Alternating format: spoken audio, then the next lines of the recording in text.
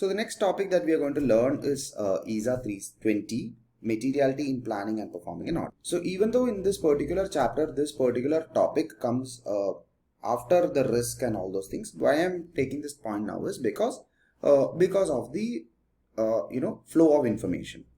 So to give you an example, when it comes to an audit, first we start with the understanding the entity. So we start first by understanding the entity.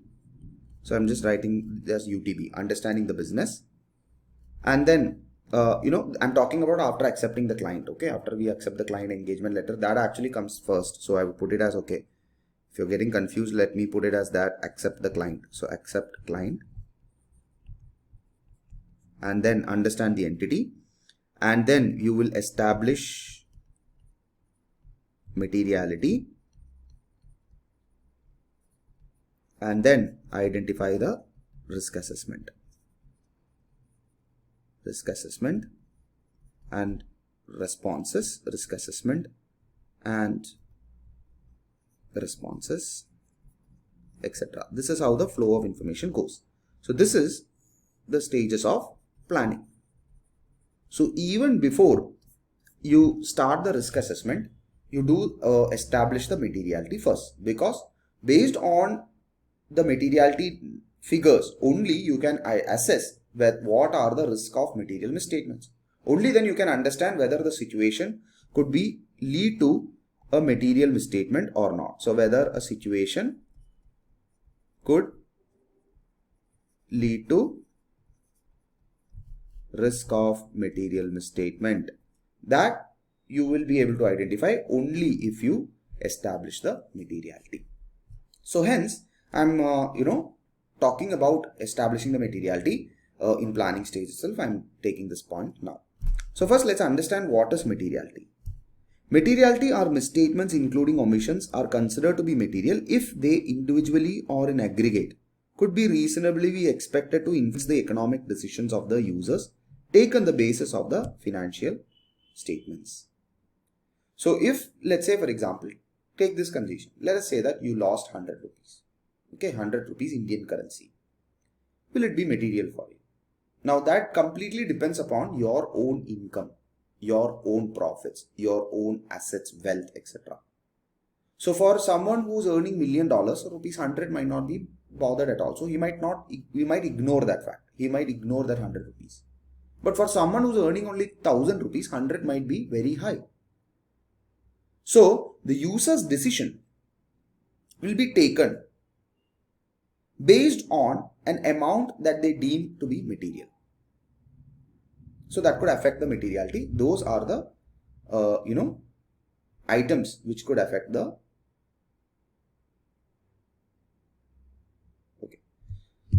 Those are the items which could affect the decision that is taken by the users. So the users, based on their own their own decision making, they might get influenced on certain transactions, and they might take decisions based on those transactions, and that could affect the financial statement. Is called as materiality. But the users of a financial statements are multiple users, right? There could be shareholders, directors, etc. How can we fix a materiality which could be okay with everyone? If I say 100 rupees now is a materiality for me, it might not be the same for you who's watching this video. For you, it might be lower than 100. It can be more than 100. So like that, there are multiple people out there. How can everyone agree that, okay, you know what, 100 is the same materiality? I would agree. So if everyone wants to agree on a materiality, it has to go through a basis of calculation. It has to go through a basis. That's what we are going to learn on how do we calculate the materiality. So an item or a transaction could be deemed material due to three aspects. One is qualitative. So this is qualitative. So qualitative. That is the nature. The nature. The second is quantitative, which is the value. So qualitative is the nature, example, related party transactions. Quantitative is value, which is example, let's say a transaction that is $1 million. So you spend $1 million of cash. It's a quantitative amount. It's a huge amount. It's a value-based amount. The third one is impact. Impact to what? To profit or loss, or impact to statement of financial position. There could be special or specific transaction that could actually turn your loss into profit. So there is one journal entry of $1,000 which made the transaction from profit to loss or loss to profit. Now that transaction could be deemed material. Only that specific transaction. Because that transaction alone, we might have to investigate. Because that's the transaction which is turning something profit into loss or a loss to profit. Or similarly, an asset position into a liability position, or a liability positions into asset position.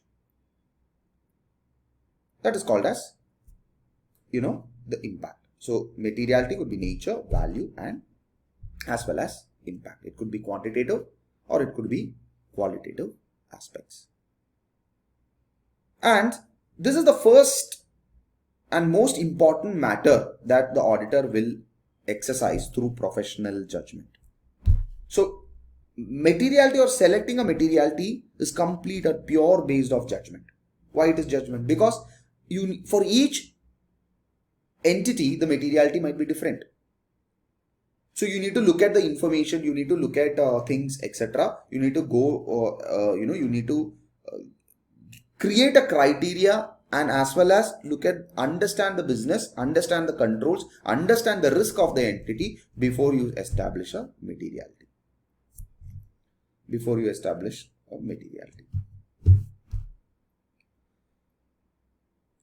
So that's why it's called as a exercising or determining a materiality is a professional judgment. To give you an example, if the client we accepted is a new client, definitely detection risk, as I told you, will be very, very high. So to reduce the detection risk, what will you do? You will lower the materiality. Because when you lower the materiality, you will test more. Why? Because samples are selected based on the materiality. The risk is assessed based on the materiality. And hence, when you establish a materiality, definitely the testing will be required to be more. Okay. Now, as I told you, there is a criteria. Okay, there is a criteria for determining a materiality. The criteria that is suggested is based on three factors: revenue, total assets, profit before tax. If it is revenue, it is 0.5% to 1%. Total assets 1% to 2%. Profit before tax is 5% to 10%. 5% to 10%. So which percentage will you use? Will you use the lower percentage or will you use the higher percentage? Again, it's a matter of judgment. It depends upon the client to client. If it is a high risk client, if it's a banking industry, etc., you might use a lower percentage. We have been auditing this client for so long and it's a normal industry. There's no regulation. So we can use a higher percentage. So depending upon the risk, depending upon the information which is specific to the transactions, to the balances, to the overall strategy, your upper limit or lower limit will be established.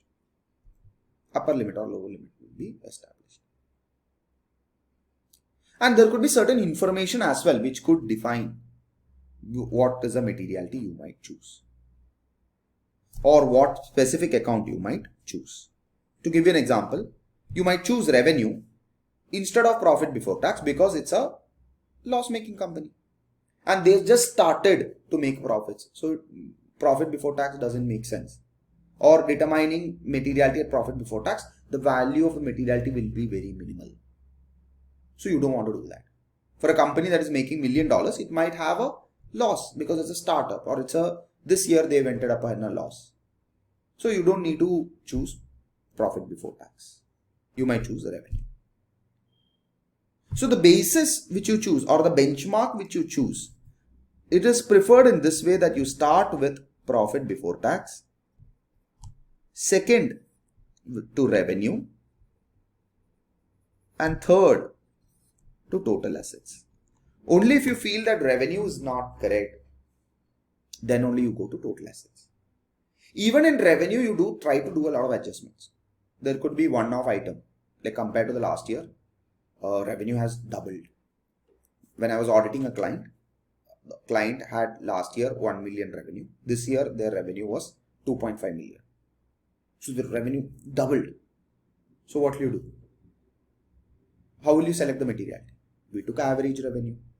Both years we divided it by 2, took an average revenue and determined the materiality. Because I cannot take on 2.5 million because the materiality will be very high.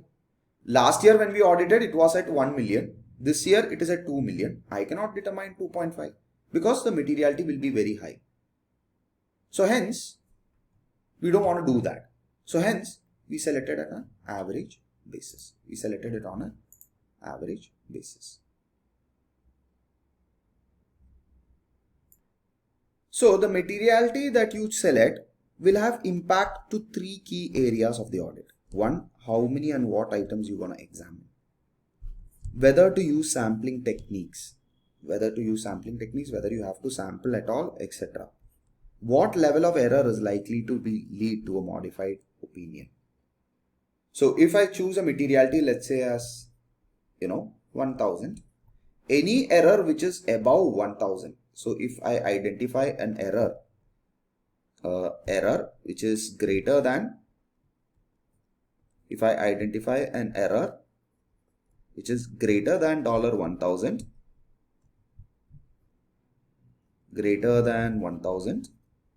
then definitely I might give a modified opinion because it's a material mistake. So if I deem a materiality as $1,000 and I identify errors which are greater than 1000, then it will be considered as a materially misstated. So definitely when it comes to materiality, the relationship with the risk or your detection risk or whatever it is, when it comes to your materiality, what happens? So if your audit risk is considered to be high, you try to reduce your materiality. So that what happens? You test more samples. As samples are chosen based on the materiality levels. So lower the materiality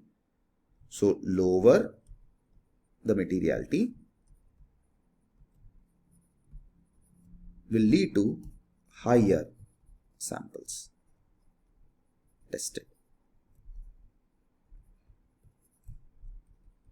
Higher samples being tested. Okay. So to give you an example, let us say that there is a company which is having a materiality of $500,000. Now, this is the materiality. Okay, this is the materiality. Now, this materiality, we tested the items and we identified few errors.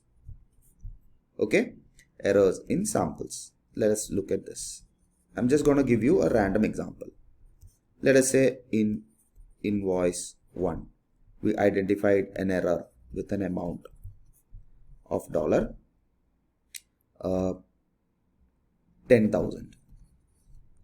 Second, with an invoice 55, we identified an error to the extent of $450,000.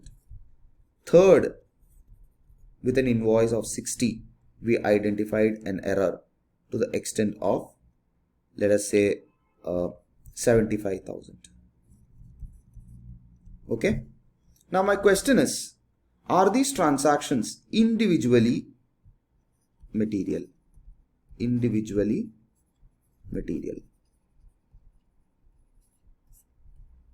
No, and no. So they are not individually material. So what will you do? Will you give a true and fair opinion? Never ever. Why? Because you add all these samples, add all these errors. How much is it? 75 plus 4,50,000, which is 525. So that is total is 535. Now, is this above materiality? Yes. Is 535 above materiality? Yes. This is called as aggregate level. So when you add all the samples together, errors in the samples together, and if you identify that the errors are greater than the material level, then it is considered to be a material statement. Okay. So does the auditor always auditor wants to do this, or does he try to ensure that the individual level of amount errors he might identify is also much lower? Because once he starts checking, he might start finding errors, and he might check, oh, you know what, this is not material. He might check another, he might put add to another error, he might add to another table. Okay, another second amount, 4,50,000. Is it individually material? No. Another amount he will check, oh, individually material? No.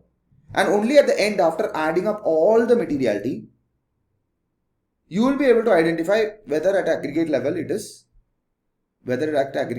material or not.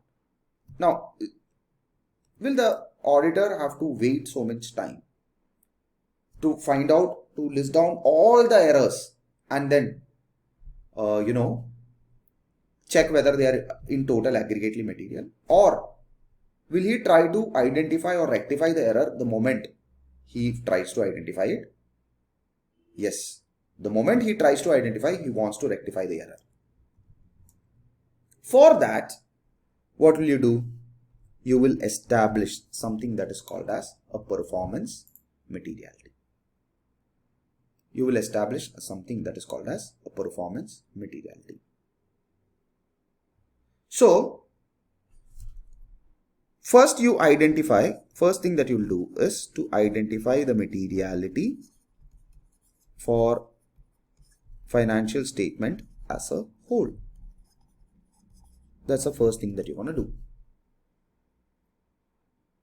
From that, you will identify certain transactions, as I told you, certain transactions, certain accounts, account balances, etc. you will identify. For those account balances, for those transactions, you might individually set materiality, which is called as a performance materiality. So, let's say, for example, for the financial statement as a whole, you set a materiality of $50,000. Within financial statement, there is an account which is called as revenue. For revenue, you might set something that is called as the performance materiality. For total assets, performance materiality, etc. Right? So for transactions or particular balances or disclosures, you might establish a performance materiality. You might also establish performance materiality for assessing the risk,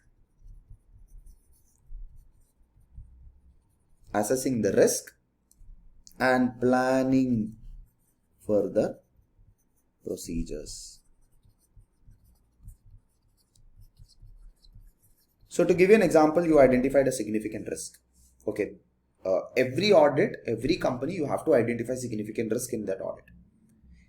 You cannot say that there is no significant risk. Every company will have a significant risk. Automatically, revenue, related party transactions will be a significant risk.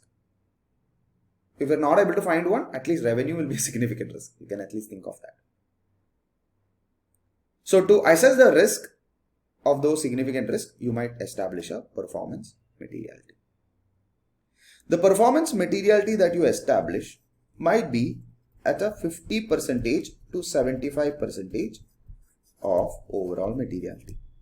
And this is your overall materiality. So the 50% or 75% of the overall materiality, it can be much lower as well, depending upon the risk or depending upon the nature of the transaction. Again, there is an exercising of professional that is called as performance materiality. And there are other factors. So in a simple way, the performance materiality, to explain to you what is performance materiality is a materiality established at a lower level,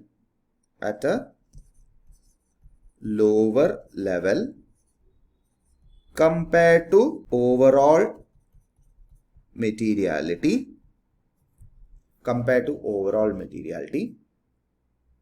which is used to perform testing, like selecting samples,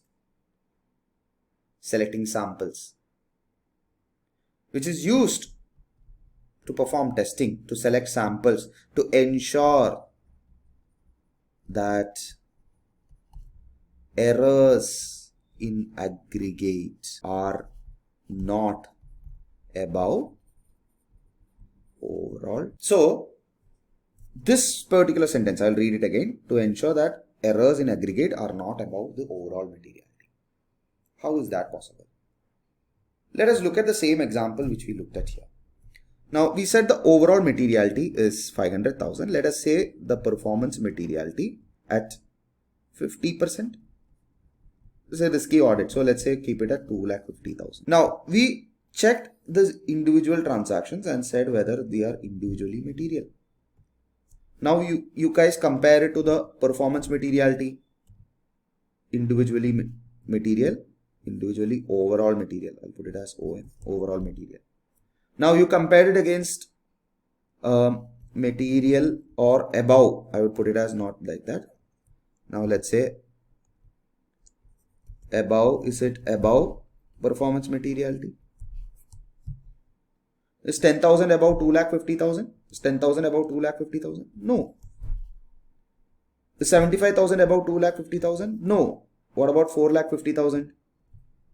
Yes, it is about 2 lakh. So what will you do? You will immediately ask the client to rectify this.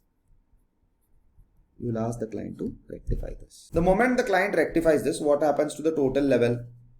What happens to the total amount? Only 10,000 plus 75,000, 85,000 is the total amount. So here, let's say this amount, let's say this total amount, then as per this will become only 85,000.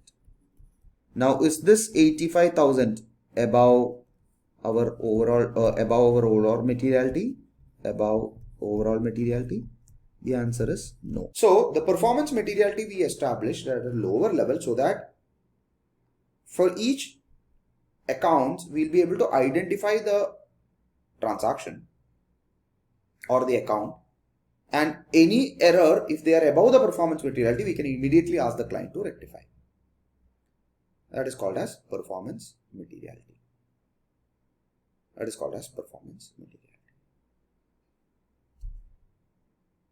Okay, so the performance materiality are majorly used to perform testing, like selecting samples, etc. But the performance materiality is not a simple mathematical calculation. Is not a simple calculation.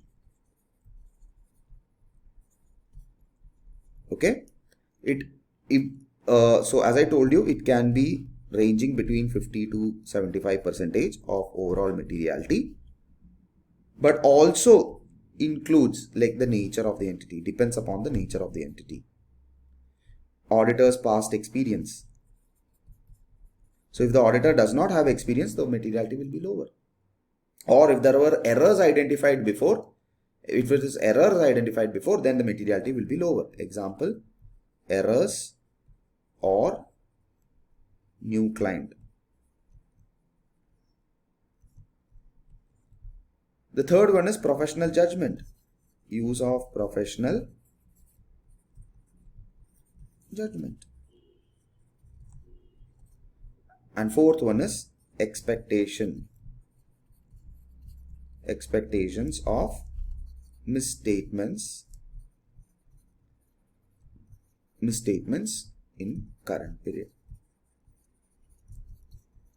These aspects will impact the performance materiality which is established by the auditor. So So just to summarize, overall materiality is for the financial statement as a whole. Performance materiality will be for the account as a whole, for the account balances. There is also something that is called as TE, which is your tolerable error. Tolerable error, which are for individual transactions. Individual transactions. So what does that mean? So let's say that there is an overall materiality for a client which is established as 50,000. Let us say performance materiality is 50%, which is 25,000. Tolerable error will be much lower. So this is 50%. It will be much lower. It could be, 10% or 5% to 10%. 5% to 10% of overall materiality. So let's say 10%. So let's say that is $5,000. Okay, so $5,000. Now, let us say there is an account called as revenue account, and these were the transactions.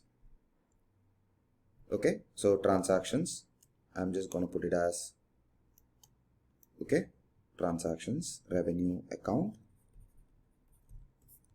All right, so total transactions 1, 2, 3. I'm just gonna randomly say numbers 5, which is, let's say, is the invoice number. Okay, the amount is, let's say, $10,000, $20,000, $30,000. These are all invoices amount. Okay, 40,000 and 50,000. So total is for $150, $150,000. Now this revenue account, is it above overall performance materiality? Yes. Is it above overall materiality? Yes. So there are 5 transactions. Okay, there are 5 transactions. Now out of these 5 transactions, definitely based on your samples, you selected samples. So samples to audit. So samples.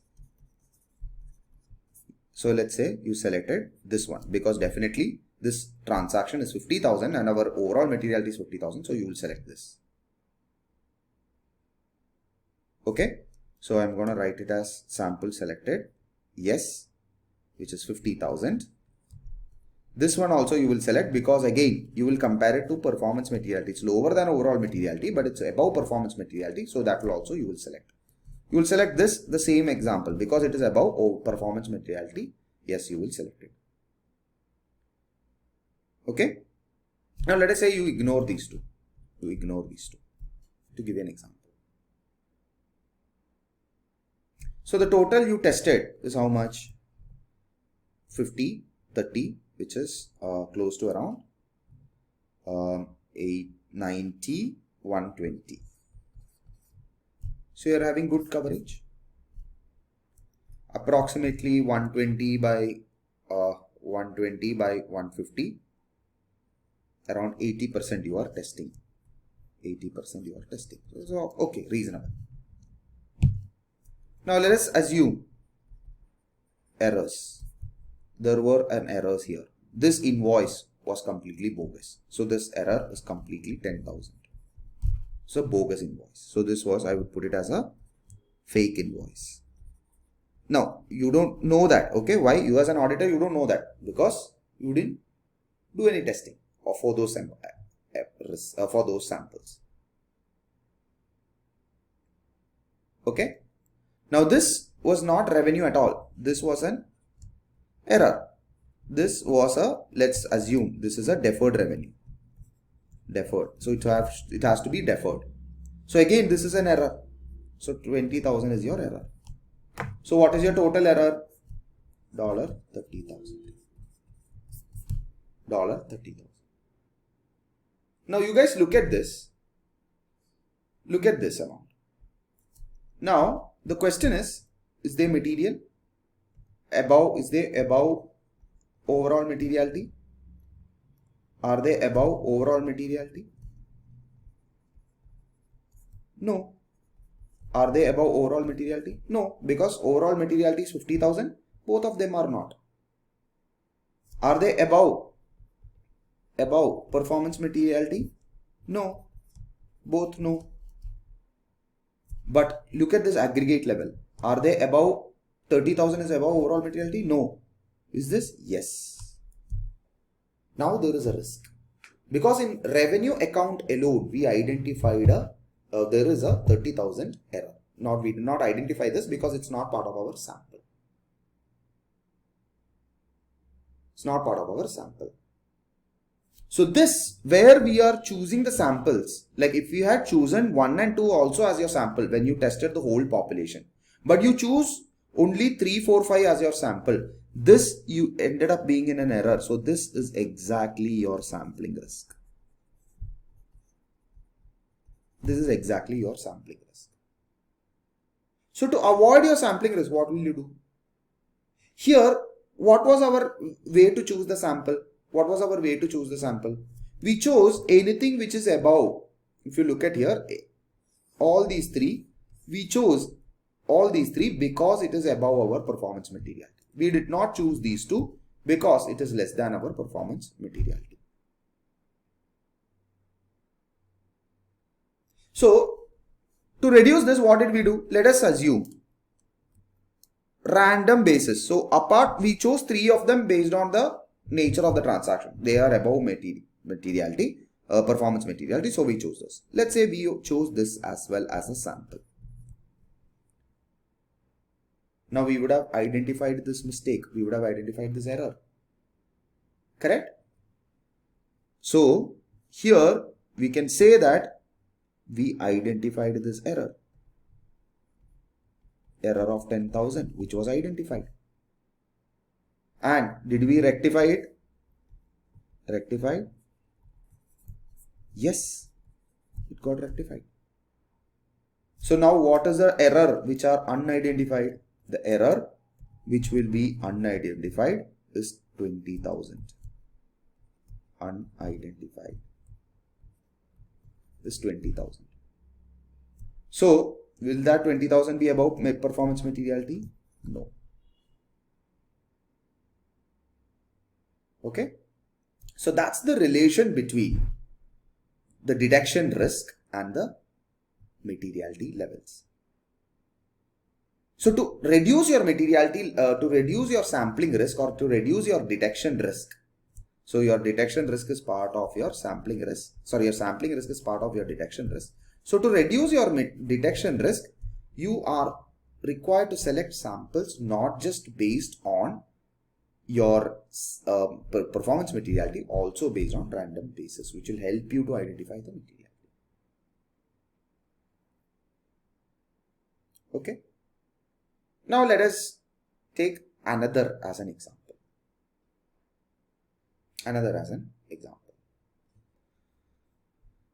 us look at here. Okay. When we tested, let's assume we tested all the items in the transaction. We tested all the items in the transaction. So we tested all of this. Okay. We tested all of these items. So we identified an error of 10,000 in the first one. Okay. Which is not above materiality, which is not above overall materiality. Then we identified an error in the third one to the extent of, let's assume, 5,000. There was a mistake. The calculation was wrong. It should have been 25,000 instead of 30,000. So the error is 5,000. The error is 5,000. Then we identified that this is wrong to the extent of 10,000. Okay, to the extent of 10,000. So total error we identified was how much? 10 plus 20, which is 25,000. So are they above materiality? No, they are not above materiality. Are they above performance materiality? No, because it's 5,000, it's 10,000. all the three applies the same. So total, are they above materiality? No. But are they above performance materiality? Yes, it's equal to performance materiality. The total error is 25,000. Our performance materiality is 25,000. We cannot accept that because it's too risky. Why? Because performance materiality is established for one account. But overall materiality will include multiple accounts. So in here, we might identify an error total of 25,000 and we keep quiet. What if in another account, let us say expense account, there is an error of 50,000.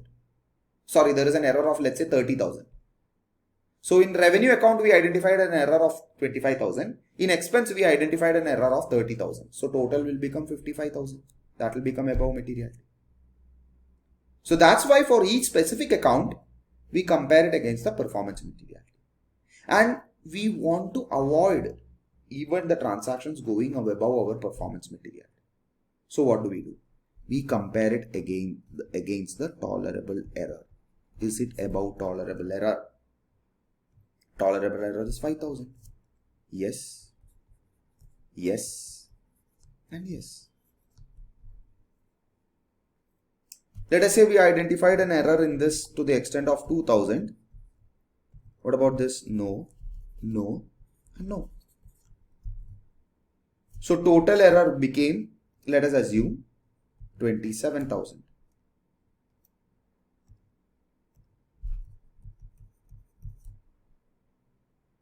Right? So this total error, what are the errors which are above tolerable error? This one, and this one. So what we can do, we can ignore this and ask the client to rectify these three things. We need to ask the client to rectify these three.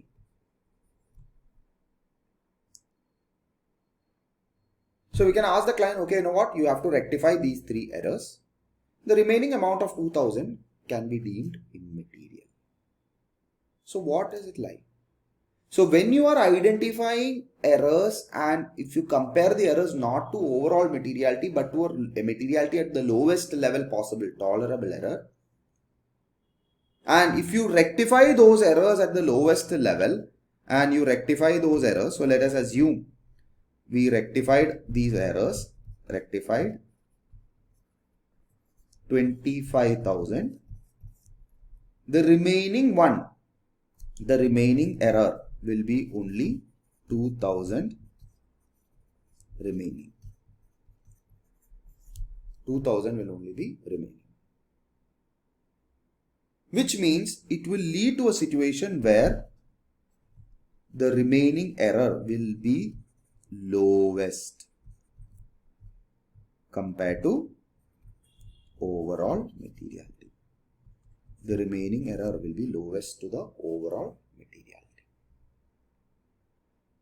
That is why we are having materiality at 3 levels, established at 3 levels at the lowest level possible.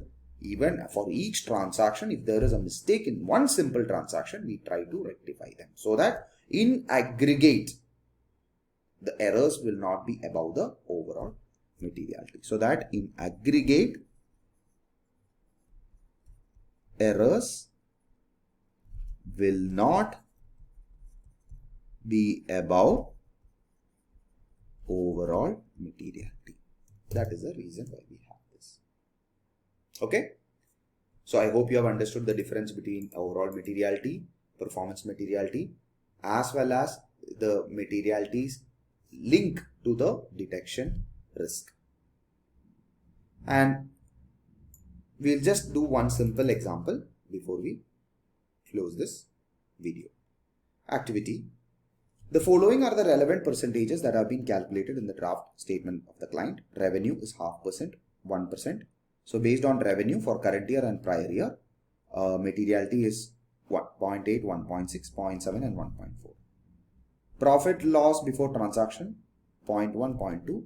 Last year it was loss. Total assets 0.1 million and 2.1 million, 1.1 million and 2.1 million. Determine the materiality for the financial statement as a whole and justify your suitability. So always remember this.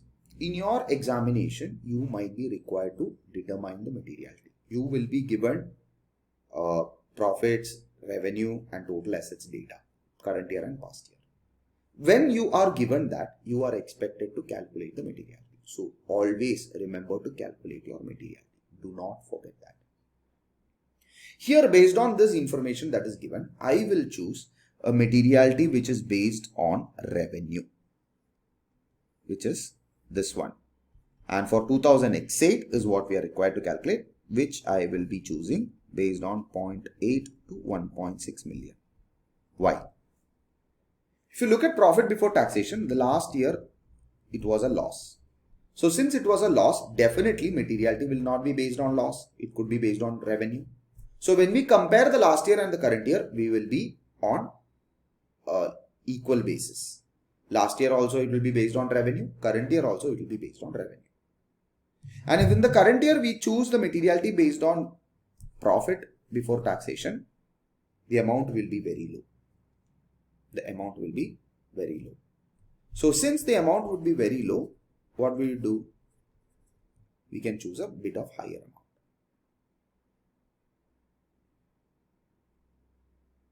But we don't want to take it on a total assets basis because that's the last option that we take. And if we take it on total assets basis, the higher end of the materiality could be to 2.1 million. But based on revenue, the higher end is only 1.6 million. So we want to stop there. We want to stop there. And hence we would choose a materiality of based on revenue of 0.8 to 1.6 million. And these explanations you are required to answer in your exam answer sheets based on the scenario that is given. So I hope you have understood materiality, what is overall materiality, performance materiality and tolerable